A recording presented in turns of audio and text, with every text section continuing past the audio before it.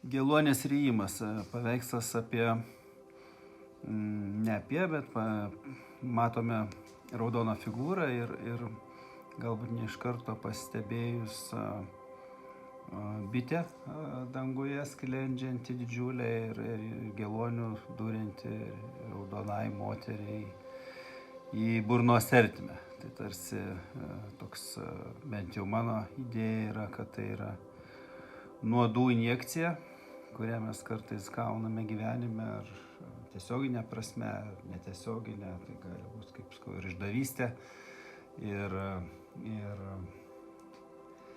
Ir politinės tragedijos vykstančios šiandien, čia 15 metų darbas, bet, sakykime, jau tada prasidėjo neramumai pasaulyje, vėlgi, tai sakyčiau, gal čia aš tokia daugiau apie asmeninė tokia nuodų injekcija, kalbu perkeltinė prasme, bet jos, kaip sakyt, galima turbūt gretinti su daug ko.